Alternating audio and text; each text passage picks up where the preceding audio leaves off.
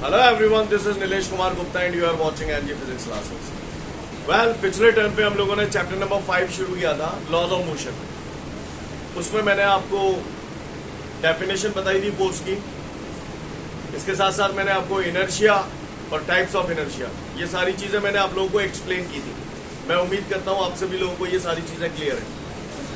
इसके बाद मैंने आपको मोमेंटम बताया था, लीनियर मोमेंटम। लीनियर मोमेंटम में मैंने आप लोगों को बताया था कि the product of mass and velocity is called linear momentum. क्या बोला था मैंने?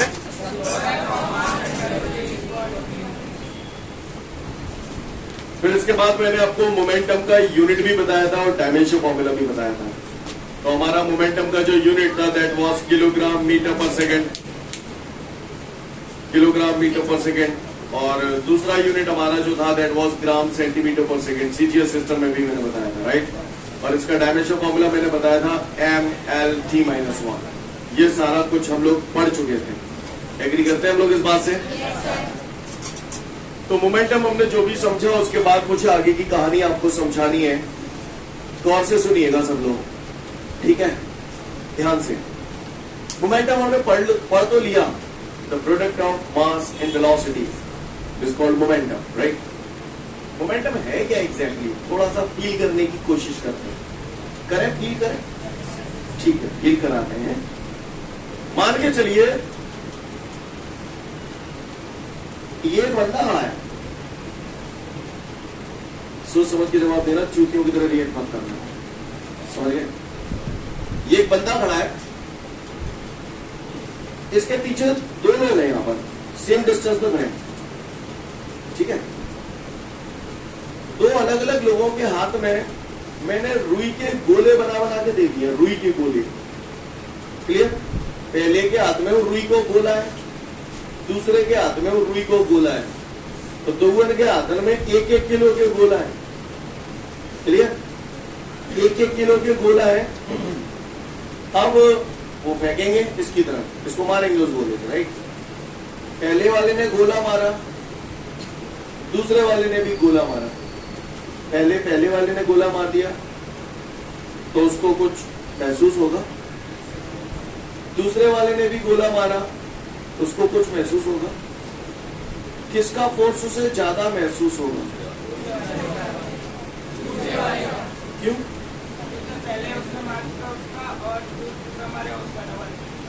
नहीं, मान लो पहले वाले ने एक दिन मार दिया, फिर वो नॉर्मल हो गया, फिर दोबारा मार दिया तो हाँ, क्या हाँ, यहाँ पर दोनों के पास मास तो सेम है, वजन तो सेम है। हाँ, जिसकी वेलोसिटी ज्यादा होगी उससे ज्यादा चोट महसूस होगी। नहीं, ये बात समझ, सही बोल रहा हूँ ना? जिसकी वेलोसिटी ज्यादा होगी उससे ज्यादा चोट महसूस, जो मैं बोल रहा हूँ आपको समझ में आ रहा है? हाँ, है ना? लेकिन अगर मैं बोलूं दोनों के हाथों में 1-1 किलो के रुई के गोले हैं और दोनों सेम वेलोसिटी से भेज रहे हैं, सेम वेलोसिटी सेम है, समझ ना मेरी बात को? वेलोसिटी दोनों की सेम है। अब किससे ज्यादा चोट महसूस होगी? है? दोनों को बराबर महसूस होगी। अगर वेलोसिटी बराबर है तो दोनों को बराबर महसूस होगी। सही बोलना? ठीक, समझ गए? अच्छी बात है, तो समझ गए आप लोग, है? यानी अगर दोनों का मास सेम है और सेम वेलोसिटी से फेंक रहे हैं तो जो जर्क महसूस होगा आपको, जो झटका महसूस होगा, वो सेम महसूस होगा। सही बोलते हैं? दूसरे दिन का नजारा ये है, दोबारा से फिर से एक और कंडीशन दे रहा हूं। दूसरी कंडीशन में कहानी ये है कि बंदा वही खड़ा हुआ है, ठीक है, पीछे दो बंदे खड़े हुए, एक के हाथ में 1 किलो का मास है, दूसरे के हाथ में 10 किलो का मास है। एक के हाथ में 1 किलो को बांट, दूसरे के हाथ में 10 किलो को बांट, और दोनों उसे सेम वेलोसिटी से फेंक के मार रहे हैं सामने वाले को, अलग अलग। किससे ज्यादा चोट महसूस है? क्या वेलोसिटी तो दोनों की बराबर है? अच्छा, तो मास ज्यादा है तो वो जो झटका सो महसूस है, वो जो मोमेंटम हुआ वो ज्यादा है या? सही बोल रहा हूँ ना? मोमेंटम ज्यादा है, जाओ, है ना? क्योंकि बाकी में ज्यादा लगेगी। नहीं आई बात समझ? 1 किलो को कुत्ता है और 10 किलो को सांड है, जब हमें जट मारनी है और दोनों सेम स्पीड से भग रहे हैं, कौन की जट ज्यादा लगेगी? हाँ, क्योंकि उसका मोमेंटम ज्यादा है। तो बताओ मुझे, 2 ऑब्जेक्ट हैं, दोनों की वेलोसिटी सेम है, तो मोमेंटम ज्यादा किसका होगा? समझ गए? यही तो आपके क्वेश्चन का आंसर है, यही तो पूछ रहा है वो। 2 बॉडीज है, दोनों की वेलोसिटी अगर सेम है, तो कौन सी बॉडी का मोमेंटम ज्यादा होगा? हल्की बॉडी का या भारी बॉडी का? समझ गए? यही बात समझ। ये तो ओरल हो गया, समझ गए? ये ओरल हो गया। अब मैं आपको सिस्टमैटिकली समझाता हूँ लाइन से, तरीके से, ठीक है? पत्थर ने मोटे न्यो कही है कि 2 ऑब्जेक्ट है, दोनों की वेलोसिटी सेम है। कौन से 2 ऑब्जेक्ट है? मैं आपके मुंह से सुनना चाहता हूँ, कौन से 2 ऑब्जेक्ट है? एक हल्की, एक भारी। इतने तो समझ में आ रहा हो कि जो तंत्र ना कर रहा हो तुम में आ रहा का? जो हल्की होती है उसे लाइट बॉडी बोल सकता हूँ, जो भारी होती है उसे हैवी। आप महान हैं, आप धन्य बच्चे हैं। ऐ दुनिया वालों, उसने मुझसे बोला है velocity of heavy body is equal to light body, ऐसा बोला है उसने। काय में? क्वेश्चन में। यानी ये जो मैंने स्टेप लिखा है that is according to question, not question, question, according to question. Very good, clear है? आगे बढ़ते हैं। अब वो यूं कह रहा था कि दो बॉडीज है, उनकी वेलोसिटी बराबर है, तो मोमेंटम किसका ज्यादा होगा? हल्की बॉडी का या भारी बॉडी का? तो ठीक है, प्रैक्टिकली मैंने आपको समझा दिया, आप ओरल समझ गए। अब हमें थ्योरेटिकली इस बात को साबित तो करना है ना। तो काय के बारे में पूछ रहा है? मोमेंटम के बारे में। तो जाए हमें ऐसे भूलना पड़ेगा कि जहाँ में मोमेंटम आ जाए। कहा आ जाए? जहाँ में आ जाए, जहाँ में बचपन में पढ़ गो मोमेंटम को फॉर्मूला का है। तो हम ये जानते हैं momentum is equal to mass into velocity. जब ए में नीचे ले आओ तो नजारा हो ऐसा है जाओ, तो v की जगह p अपॉन एम तान दो, तान दो। तो v की जगह अगर मैं p अपॉन एम लिखूंगा तो v की जगह पम पम, क्लियर है? ये हैवी बॉडी को p अपॉन एम है, तो ऐसे लिखूं ph अपॉन एम एच। जा मैं क्या लिखूं? ही ना पर अरे वो आगे बढ़ाऊंगा। अब बताइए जे स्टेप तुम्हें समझ में आओगे कि ना नहीं आओ? अगर जो तुम समझ जाओगे तो फिर बात ही। समझ गए? हाँ करते हो मैंने जय जान लिया आया हो, जय जान लिया ला रही कैसे कहा है करपटी भरेरी बच जाएगी। चले आ गए ना, कहाँ देखा है ये? मास तो जे हुए जगह को मास है और जे इन दोनों में को बड़ा, मतलब जे बड़ा जे छोटा। क्योंकि कॉमन सेंस से, दैनिक जीवन के अनुभवों से हमें ये पता चलता है कि हैवी बॉडी का मास ज्यादा होगा, लाइट बॉडी का, यानी न्यूमरेटर की वैल्यू बड़ी होगी यहाँ पर, डिनोमिनेटर की। तो चूंकि mass of heavy body is greater then mass of light body. Step समझ? कहीं को टेस्ट सुझाव में ऐसा बनाना था, जिन समझ में आवा तो ये ग्रेटर है कि लेसर है, अगर जैसा खेल लो है वो है भैया। अब इन चीजों में कंफ्यूजन नहीं होनी चाहिए। ये ग्रेटर का साइन है ना। ये क्या कह रहा है? हैवी बॉडी का मास लाइट बॉडी के मास से ज्यादा होता है, ये हम जानते हैं। बोलो वो बड़ा न्यूमरेटर है डिनोमिनेटर? जब यहाँ पर न्यूमरेटर बड़ा है डिनोमिनेटर से, देयरफॉर यहाँ पर भी न्यूमरेटर बड़ा होगा डिनोमिनेटर से। क्या लिखूं आप बोलो? और ये इक्वेशन हमसे क्या कह रही है? हैवी बॉडी का मोमेंटम ज्यादा होगा लाइट नहीं है। क्लियर? तो इस तरीके से ये बात साबित हो गई, ये बात सिद्ध हो गई कि अगर दो ऑब्जेक्ट की वेलोसिटी सेम है तो हैवी बॉडी का मोमेंटम ज्यादा होगा लाइट बॉडी के मोमेंटम से। नहीं आई मेरी बात से? कर पाएंगे आप लोग? देख लो फिर आगे बढ़ूंगा। चलिए तो फिर अब हम लोग अगला क्वेश्चन देखते हैं। यहाँ पर मुझे दिया है हैवी बॉडी का मोमेंटम और लाइट बॉडी का मोमेंटम सेम दिया जा रहा है, इक्वल दिया जा रहा है। क्लियर? इक्वल किया जा रहा है। कुछ अटेंडर लेंगे हम लोग? ये सब रिकॉर्डिंग हो गया नारायण भाई? यस सर मुझे ये हैवी बॉडी और लाइट बॉडी का मोमेंटम सेम दे रहा है, तो ये मैंने क्लियर है according to question. Momentum mass into velocity, heavy body है तो heavy heavy, momentum mass into velocity, light body light light. ये जान लिया आओ, ये जान लिया क्या गलत कर दो मैंने। अब चूंकि हम जानते हैं, because we know that heavy body का मास किसका ज्यादा, बताओ आप बताओ, मैं नहीं बताऊंगा। किसका मास ज्यादा? किसका मास ज्यादा होता है?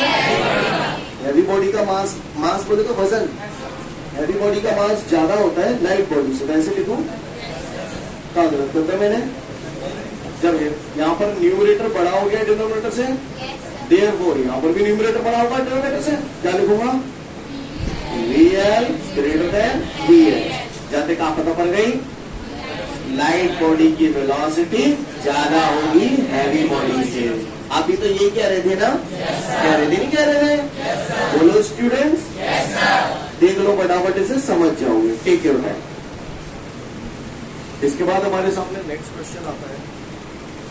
इसके बाद हमारे सामने नेक्स्ट क्वेश्चन जो आता है उसमें हमसे पूछ रहा है explain the laws of motion. Very very very important question, right? Laws of motion जो है वो साइंटिस्ट न्यूटन ने दिए। वैसे ये 9th क्लास में भी पढ़ाए जाते हैं, हो सकता है आप लोगों ने पढ़े है ना, Newton's laws of motion. Minded, आज से कुछ दिनों पहले हमने इक्वेशन ऑफ मोशन पढ़ी थी।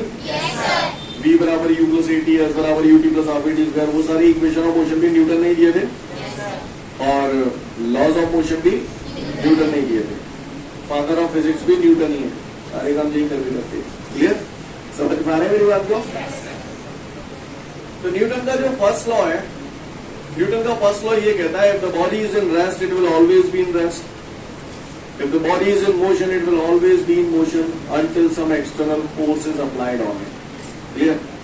Again I repeat, if the body is in rest it will always be in rest, if the body is in motion it will always be in motion until some external force is applied on it.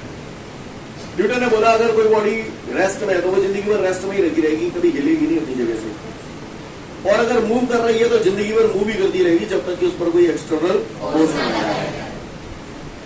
अब यहां मुझे यार ये तो समझ जाता हूं कि यार रेस्ट में तो रखी रहेगी, रेस्ट में जिंदगी भर, पर जी वाली बात ना समझ में आ रही कि अगर चल रही है तो जिंदगी भर चलती ही रहेगी। ये बात समझ नहीं आ रही। हमारे बॉल है, मैं ग्राउंड में जो दौड़ा था तो वो तो थोड़ी देर बाद चल भी रुक जाते, रमकत रहते हैं ना, रमकत रहते रुक जाते, और रुकता हमारे जाती है क्योंकि वो जो जमीन होती है ना वो उस बॉल में फ्रिक्शन फोर्स लगाती है जिसकी वजह से वो रुक जाती है। अगर जमीन 100% स्मूथ हो जाए, 100% चिकनी हो जाए, तो बाप है तुम एक बार बॉल छोड़ दो वो जिंदगी में कभी नहीं रुकेगी। पर इस दुनिया में कोई भी सरफेस 100% स्मूथ होना इम्पॉसिबल है। समझ गए? क्लियर है? 100% स्मूथ सरफेस होना इम्पॉसिबल। तुम देखो ना यार, ग्राउंड अगर मट्टी को हवा में बॉल दौड़ा दो थोड़ी देर बाद रुक जाए, और अगर मान के चलो बिल्कुल चिकना सरफेस है, मार्बल है, मार्बल पे बॉल दौड़ा दो उतनी डिस्टेंस ट्रेवल करके रुकती है क्या? वो थोड़ा और ज्यादा देर बाद रुकती है। बोलो भैया, और 100% स्मूथ सरफेस हो जाएगा तो एक बार दौड़ा दिया रुकेगी। महसूस करो,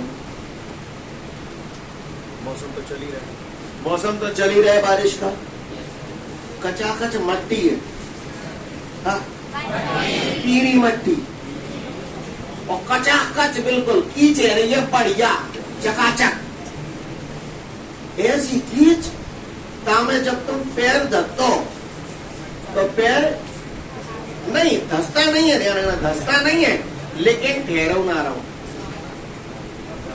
बोला होता है कि नहीं होता? वो सीन देखा आपने?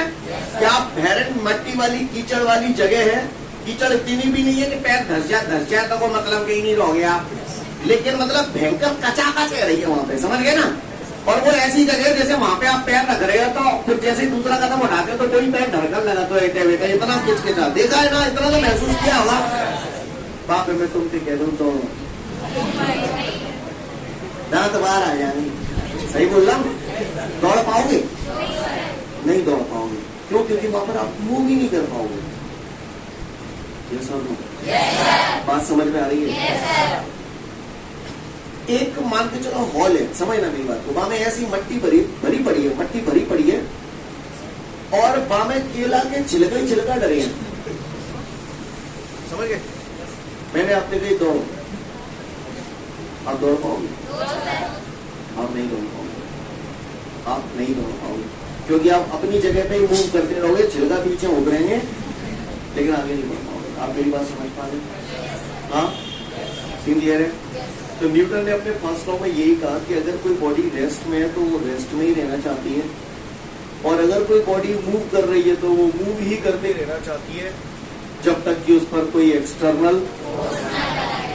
क्लियर है सभी को?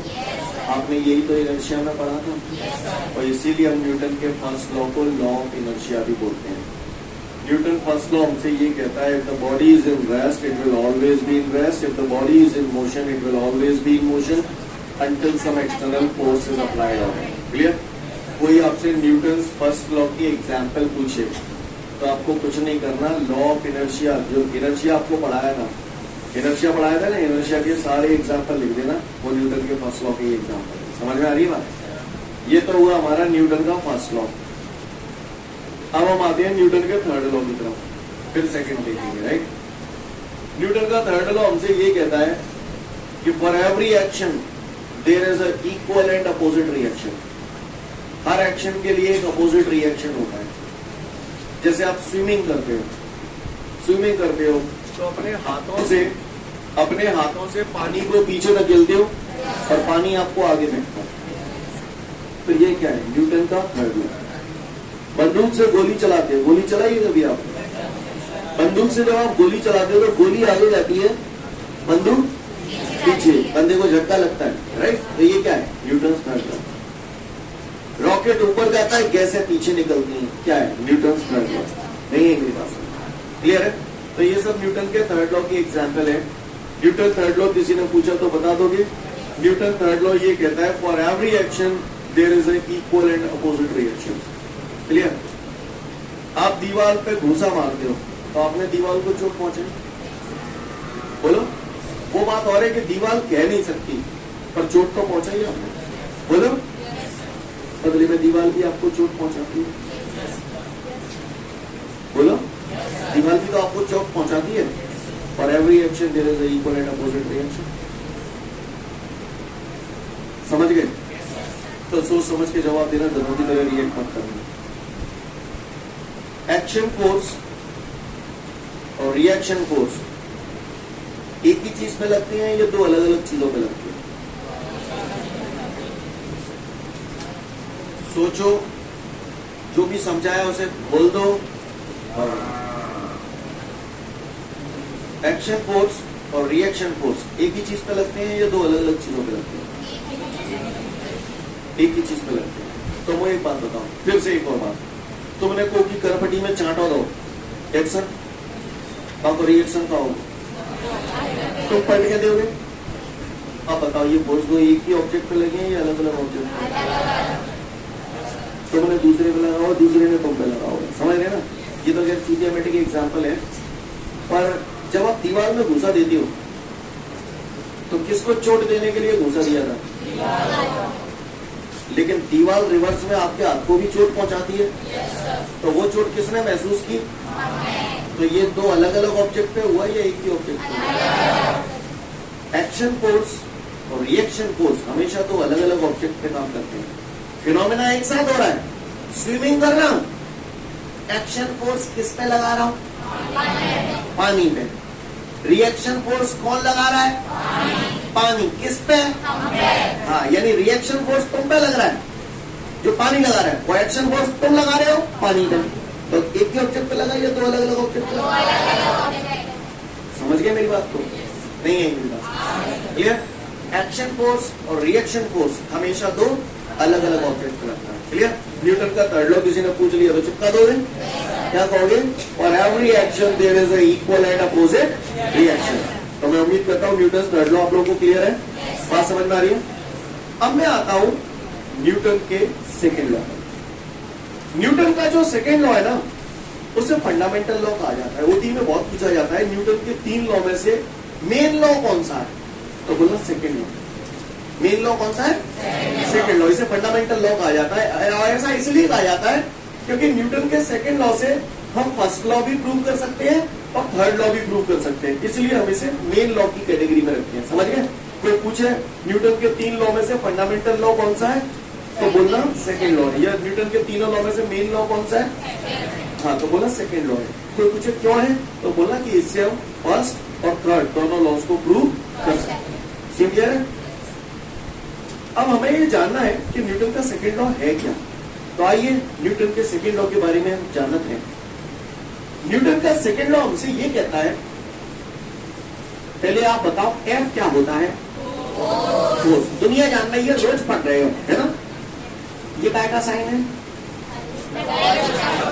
डायरेक्टली प्रोपोर्शनल का। काय का साइन है? जहां पर भी टाइम का डिवाइड होता है वहां क्या आ जाता है? मोमेंटम को कैसे डिनोट करते हैं? पी से। तो बस अगर न्यूटन का सेकंड लॉ कोई आपसे पूछे तो आप ये बिल्कुल घोंट के पी जाना। ये इक्वेशन आपके दिमाग में रहनी चाहिए। Clear? This is the Newton second law. Newton second law हमसे ये कहता है the force acting on the body is directly proportional to the rate of change of linear momentum. क्या बोला मैंने? The force applied on a body is directly proportional to the rate. Rate क्यों बोला समझ में आया? क्योंकि टाइम का डिवाइड हो रहा है। dt is the time, right? और dp क्या है? Change in momentum. Clear? According to the Newton's second law, the force applied on a body is directly proportional to the rate of change of linear momentum. Clear? Rate of change of linear momentum बोल दो चाहे momentum बोल दो, बात एक ही है। Clear है? Again I repeat, according to the Newton's second law, the force is directly proportional to the rate of change of linear momentum. Seem clear है? न्यूटन सेकेंड लॉ के हम लोग कुछ एक एग्जाम्पल समझते हैं, इसको समझने की कोशिश करना थोड़ा सा। Try to understand. क्रिकेट खेलते हो? कैच ले आए लोग हैं? ले लेते हो, कहीं ले लेते हैं। जब आप कैच लेते हो तो ये आपने देखा होगा, जो लोग कैच नहीं ले पाते प्लेयर्स को तो देखा होगा कैच लेते हुए। जैसे बॉल गिर रही है ऊपर से बॉल गिर रही है और प्लेयर कैच ले रहे हो, तो आगे ऐसे ही करे थे तो जैसे ही बॉल आएगा तो यूं कर लेते हो, ऐसे नीचे कर लेते हो, तो ऐसे करके क्या स्टाइल मार रहा है? तो करता है क्यों ऐसे नीचे? है फोर्स कम लगता है, ज्यादा लग जाओगे तो पाएगा है, वो चली जाएगी या हाथ में चोट लगेगी। सही बोल रहा हूँ? लिसन एवरीवन, ध्यान से सुनिएगा। अच्छा, इससे पहले कि आगे की कथा सुनो, डायरेक्टली प्रोपोर्शनल इनवर्सली प्रोपोर्शनल तो समझते हो ना? तो और से देखिएगा, जब बॉल ऊपर से गिर रही है, बॉल ऊपर से गिर रही है तो वो कैच यहाँ भी ले सकता है, ठीक है, और ऐसे भी कर सकता है। दोनों ही ऑप्शन है, ऐसे भी कर सकता है। सही बोल रहा हूँ? मान के चलो यहाँ कैच लेता, हाथ नीचे नहीं करता, तो बॉल को टॉप पॉइंट से हाथ तक आने में कुछ टाइम लगता, लेकिन जब वो हाथ नीचे करता है तो वो टाइम बढ़ जाता है। हाथ नीचे करता है तो वो टाइम, और टाइम बढ़ जाएगा, टाइम बढ़ जाएगा तो फोर्स कम लगेगा, क्योंकि ये इनवर्सली प्रोपोर्शनल है। समझ में आ रही बात? टाइम बढ़ जाएगा तो फोर्स कम लगेगा, और फोर्स कम लगेगा तो हाथ को चोट कम लगेगी। नहीं आई मेरी बात समझ में? क्लियर? अगर टाइम बढ़ जाएगा तो फोर्स कम लगेगा, फोर्स कम लगेगा तो हाथ को चोट नहीं आई बात समझ में? पूछता है कि भैया कोई भी प्लेयर कैच लेते समय हाथ पीछे क्यों कर लेता है, तो बोलना उसको कि लाला हाथ पीछे कर देते वापस टाइम, और टाइम बढ़ जाए थे फोर्स, और फोर्स कम हो जाएगा तो हाथ चोट, हाथ टूटेगा नहीं। क्लियर है? नहीं है मेरी बात समझ में? और सुने, पूछता है कहीं और कि भैया लाला एक कप है, 2 कप है, चीनी मिट्टी के कप है, ठीक है भैया, आप चाहे तो इस एक्सपेरिमेंट को घर में भी करके देख सकते हैं। तो चीनी मिट्टी के कप है, ये मिट्टी का फ्लोर है, ठीक है, और ये जो फ्लोर है वो मार्बल का है, ठीक है। दोनों को सेम हाइट से जोड़ा जाता है, दोनों कपों को एक जैसे कप है, ये सॉइल मिट्टी का फ्लोर है और ये मार्बल का फ्लोर है, सेम हाइट से जोड़ा जाता है इनको। किसके टूटने के चांसेस ज्यादा है? घर पे करके देख लेना, पता चले आपको। क्लियर? मम्मी मारेगी वो मालूम है। क्लियर? समझ गया ना यहाँ तक? तो यहाँ पर अगर हम ऐसे करेंगे तो इसके टूटने के चांसेस ज्यादा है, लेकिन इसके टूटने के चांसेस कम हो जाते हैं। क्यों? क्योंकि जब मिट्टी गिरेगी तो मिट्टी थोड़ी सी कंप्रेस होगी, चाहे भले ना के बराबर होती है लेकिन थोड़ी सी होती है। Yes sir? सही बोल रहा हूँ? तो मिट्टी थोड़ी सी कंप्रेस होगी तो वो टाइम कहीं ना कहीं ज्यादा हो जाएगा, टाइम ज्यादा हो जाएगा तो फोर्स कम लगेगा, फोर्स कम लगेगा तो टूटने के चांसेस। हाँ, नहीं है मेरी बात सुनो। तो Newton first law, second law, third law हम लोग कर पाएंगे नहीं कर पाएंगे? 2 से 3 मिनट का समय लिया, टर्न कर लो। ठीक है, तो फिर आज के लिए पर्याप्त है, कल फिर मिलते हैं। Thank you everyone, have a great day to all of you guys. जय हिंद।